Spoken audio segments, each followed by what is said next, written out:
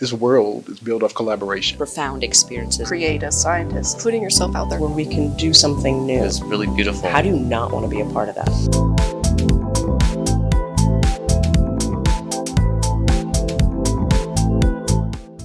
What, for you, you were providing leadership as you were inviting people to discover leadership.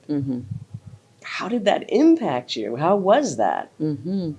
Well, thanks for that question. I think it was probably one of the most profound experiences in my life, professional life for sure. Wow. And personally too, it helped me build relationships that I would have never thought about building otherwise.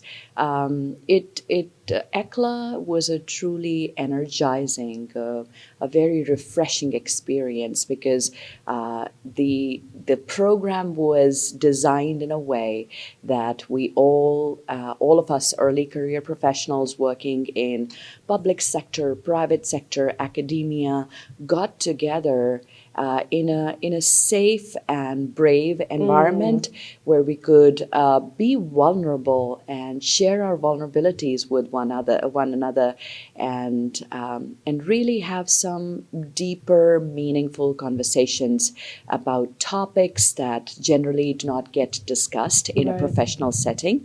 And Raquel, all thanks to you. I think improv science had a big role in helping us be okay with sharing our vulnerabilities and developing empathy for one another. Right. Thank you.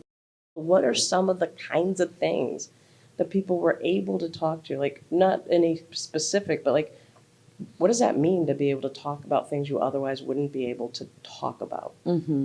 So one thing that I got the opportunity to learn from you, Raquel, through improv science and also our interactions for a year now, have been the importance of relationship building, the importance of being vulnerable when we do something that we love. And we as scientists, we love what we do. And I think improv science, especially the sessions that you helped develop during the Early Career Leadership Academy, from my standpoint, that really gave us that brave, once again, and safe space where we were able to bring not only our technical selves, but then also our very human selves to the environment that we were trying to build together. Right. No, I appreciate that.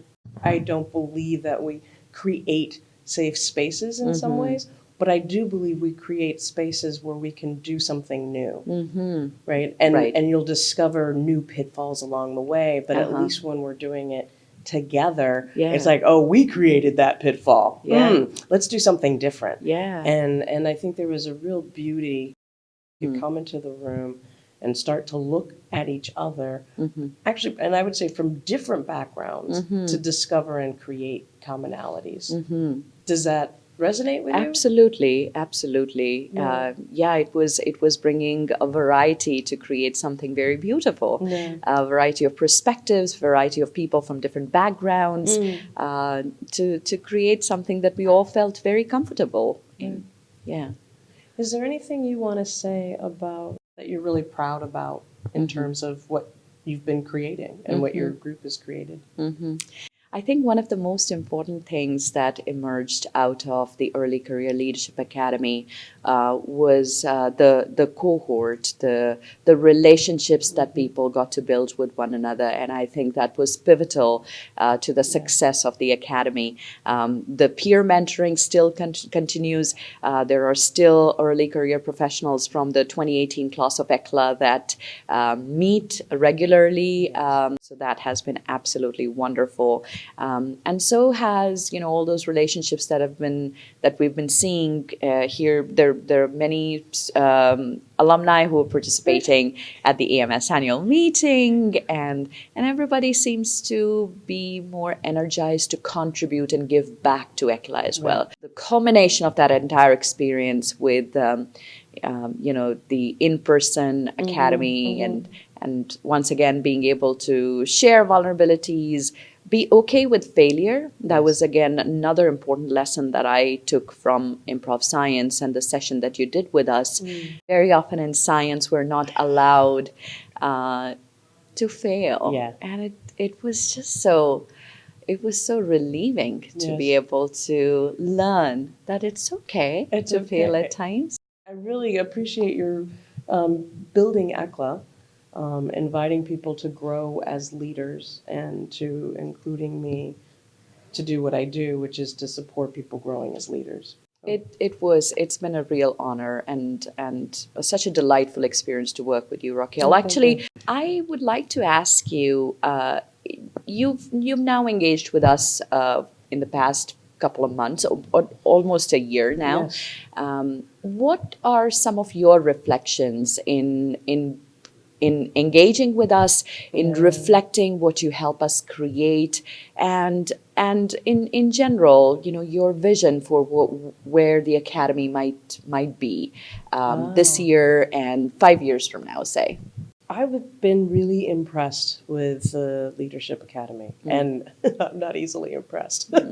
And in part because of the seriousness with which you engage people in how do they want to be a leader. And that leadership is not, again, about being in the lead, being on the top, right? Because as scientists, we tend to think, oh, well, if I get the first paper, if I'm the first to do it, then I'm in the lead. And it's like, yes, but being in the lead is not being a leader or providing leadership. So I think the willingness to say we have to create the environment for ourselves in which we grow, like that you guys are doing that. That is beautiful. And I think AMS should be applauded for supporting your leadership in what you need. Like that's not a small thing to do. Not all societies do that. I loved that people did show up and say, I have these concerns in our profession that I want us to address. And or people are changing their careers in new directions because they're able to get a breadth of what's happening because of the different perspectives that were in the room. I think it's not a small thing for society and for scientists or people who identify as technical to say, we want a better world and we want to help create it, and we're going to do it locally in terms of what we need, and we're also going to do it in our profession, and our profession impacts the world. Like that's like, how do you not want to be a part of that? It's not that people have to do what others are doing or what I am doing. We want to create an environment where they can choose what they want to do and they can move in that direction. And again, I think that's a particular kind of collaborative, improvisational leadership that's humanistic. And I think it's okay to live in that kind of contradiction. It provides the spice of what we do in our careers. So it's also why I'm here, right? In terms of at the annual meeting, right? It was like, oh, these are a moving grouping of people who are creating something in the world of science that I want to be a part of. So I appreciate that you include me as well, and that you've found ways to take advantage of what I have to offer. And I think that's the key to equity and inclusion that people miss, right? It's how do you create an environment where people can give all of who they are in a way that you can build with what they have to give. That creates excellence, right? It's absolutely beautiful. Yeah. Thank you. Thank you.